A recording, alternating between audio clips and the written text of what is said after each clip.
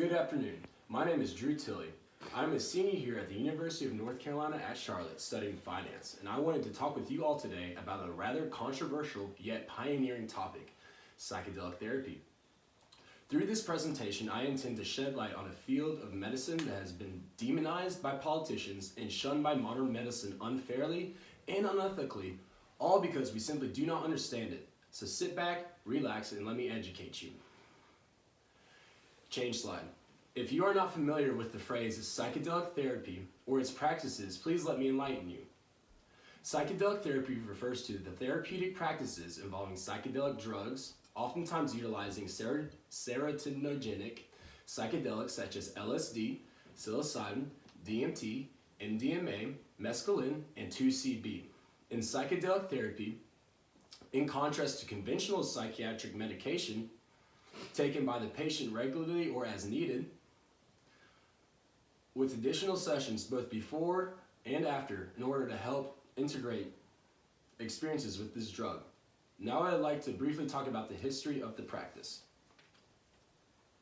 Psychedelic therapy, in the broadest possible sense of the term, may have originated from prehistoric knowledge of hallucinogenic plants. They grow naturally in certain cacti, seeds, barks, and roots of various plants.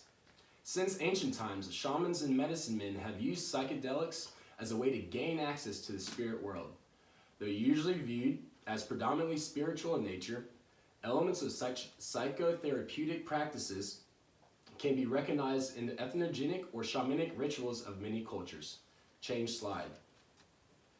Shortly after Albert Hofmann discovered the psychoactive properties of LSD in 1943, Sandoz Laboratories began widespread distribution of LSD to researchers in 1949. Throughout the 1950s and 1960s, scientists in several countries conducted several extensive research into the experimental chemotherapeutic and psychotherapeutic uses of psychedelic drugs.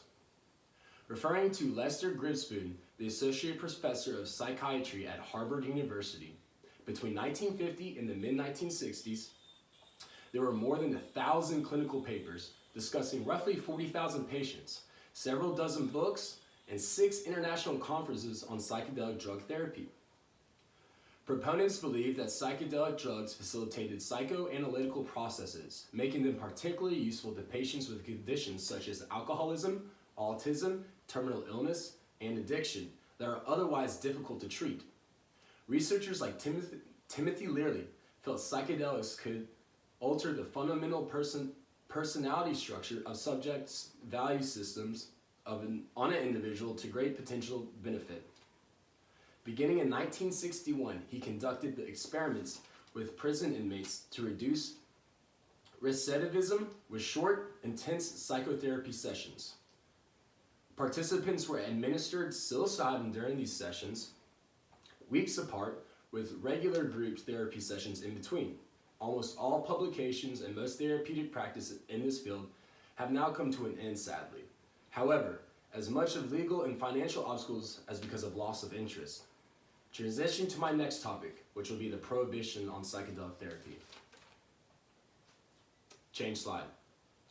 Throughout the 1960s, concerns raised about the proliferation of unauthorized use of psychedelic drugs by the general public, resulting in the impositions of increasingly severe restrictions on medicinal and psychiatric research conducted with psychedelic substances. According to current international drug policy, psychedelic drugs share the same abuse and addictability potential as heroin. The presumption is that acknowledging any different way would not only pose a threat to the safety and health of society, but would compromise established moral values. Legislators have created a campaign against psychedelics since their revival in the 1960s, refusing to allow space for possible therapeutic application of psychedelic drugs. Studies on medicinal applications of psychedelics ceased entirely in the United States when the Controlled Substances Act was passed in 1970. LSD and many other psychedelics were placed into the most restrictive Schedule I category by the United States Drug Enforcement Administration. Schedule I compounds are claimed to possess significant potential for abuse and dependence, and have no recognized medicinal values, which is simply wrong, effectively rendering them illegal to use in the United States for all purposes. With that being said, I would like to delve into the modern uses and applications of these substances to see if they sound as horrible as imagined. Change slide. In the early 2000s, a renewal of interest in the psychiatric use of the psychedelics contributed to an increase in clinical research centering on the psychopharmacological effects of these drugs and their subsequent applications. Advances in science and technology allowed researchers to collect and interpret extensive data from animal studies, and the advent of new technologies such as PET and MRI scanning made it possible to examine the sites of actions of hallucinogenics in the brain. Furthermore, retrospective studies involving users of illicit drugs as voluntary subjects were conducted, allowing data to be collected on how psychedelics affect the human brain, while simultaneously sidestepping bureaucratic difficulties associated with providing illegal substances to subjects.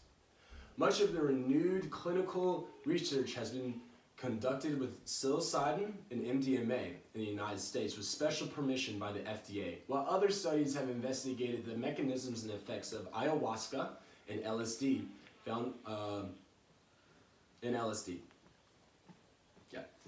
Psychedelic substances which may have therapeutic use, including psilocybin, the main active compound in magic mushrooms, LSD, and mescaline, the main active compound in the peyote cacti.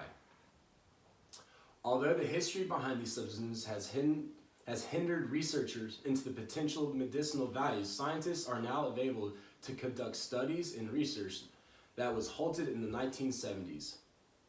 Some research has shown that the substances have helped people with such mental disorders as obsessive-compulsive disorder, post-traumatic stress disorder, alcoholism, and depression. Change slide. Studies conducted by the Multidisciplinary Association for Psychedelic Studies, or MAPS for short, seeks to understand how MDMA could be helpful in the treatment of post-traumatic stress disorder. The phase 2 trials of these studies consist of 107 participants who had chronic treatment-resistant PTSD and had suffered from PTSD for an average of 17.8 years roughly. Out of the 107 participants, 61% no longer qualified for PTSD after only 3 sessions of MDMA-assisted psychotherapy 2 months after a treatment. At the 12-month follow-up session, 68% of those patients no longer had PTSD. As of 2019, MAPS is still continuing their research and phase 3 trials of the drug. Change slide. In depression and anxiety disorders, there is evidence indicating that psilocybin with psychological support may be effective for ameliorating treatments-resistant depression. A study published in 2019 tested the hypothesis that psychedelic microdosing is effective in treating mood and anxiety disorders. The study found that chronic, intermediate, low doses of N,N-dimethyltryptamine produced an antidepressant-like phenomenon and enhanced the extinction learning without impacting work memory and social interaction, which is a huge breakthrough. In summary, I would like to wrap things up, just wanting to reiterate some key points. Psychedelic therapy was identified and practiced long before society as we know it as today was established. When administered and monitored by licensed clinicians, there have been very, very positive results and outcomes with nearly any negative feedback whatsoever. Misinformation was spread by both legislators and society on a topic that had very little analysis done. How is someone supposed to argue a matter if they have no idea what they are talking about? When abused, nearly any substance is dangerous, including alcohol, nicotine, marijuana, anything, even ibuprofen. If you take too much of that, you will die. I believe we as society should wake up and fight for our basic human rights so that we can live a better quality of life and really understand what is going on inside of our head.